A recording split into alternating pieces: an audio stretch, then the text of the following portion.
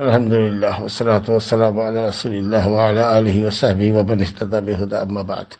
مجھے شیئر کیا گیا ہے کہ اسمرتی ایرانی اپنے ایک وفد کے ساتھ مدینہ منورہ میں ٹہل رہی ہے، مسجد نبوی، قباء، احد وغیرہ کے تاریخی مقامات کو دیکھ رہی ہیں، سن رہی ہے، تو کیا غیر مسلمین مدینہ میں داخل ہو سکتے ہیں؟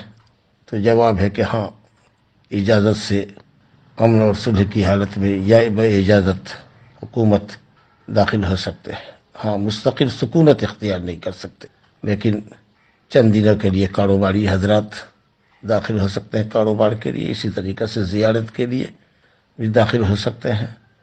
ہر چند کے مدینہ حرم ہے، لیکن مکہ کے حرمت میں اور مدینہ کی حرمت میں بہت سارے امور میں فرق ہے۔ انہی امور میں سے ایک یہ بھی ہے کہ مکہ میں حدود حرم میں مشرکین کا داخلہ ممنوع ہے، لیکن مدینہ میں جائز ہے۔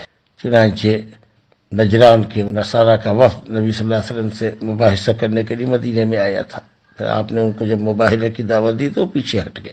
خود حضرت عمر فاروق رضی اللہ عنہ کو کس نے قتل کیا تھا؟ ابو لولو مجوسی غلام نے، جو مغیرہ بن شعبہ کا تھا۔ حضرت عباس بن عبد المطلب کے پاس عجمی بہت سے مزدور تھے جن کو انہوں نے درآمد کیا تھا، مختلف کاموں میں لگایا تھا۔ تو اس طریقے سے مشرکین داخل ہو سکتے ہیں اجازت سے، بلا اجازت داخلہ ممنوع ہے۔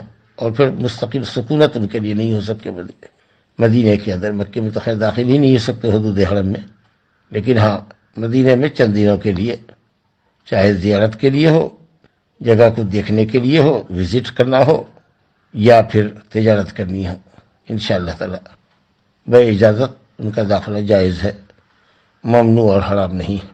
اسی لیے میں نے اس بیان کو ضروری سمجھا تاکہ کوئی اس سے غلط فہمی کا شکار نہ ہو۔ عام طریقے سے لوگ بلا علم، بلا تحقیق باتیں بناتے ہیں اور حکومت پر الزام لگاتے ہیں کہ شاید دیکھو وہ دندنا رہی ہے اور بے پردہ گھوم رہی ہے۔ ابھی بے پردہ ہے اس لیے کہ اس کے مذہب میں پردہ نہیں ہے، لیکن ہاں ایسی اڑیا نہیں ہے یا ایسی اعضاء کی نمائش نہیں ہے جو باعث فتنہ ہو۔ چہرہ سے ڈھکے ہوئے نہیں ہوئی ہے اس لیے کہ اس کے مذہب میں نہیں ہے، تو اسی لیے اس کو اس کے حال پہ چھوڑیے۔ بہرحال ایک وفد کے ساتھ گئی ہے، سرکاری وفد کے ساتھ، تو ظاہر ہے کہ وہاں علماء ہیں اور انہوں نے سمجھا ہے اور مسئلے میں جواز کی دلیل ہے، اس لیے یہ شرعاً ممنوع نہیں ہے۔ اس لیے میں نے یہ تنبیہ یا معاملے پر لوگوں کو مطلع کرنا مناسب سمجھا۔ ھذا وباللہ توفیق۔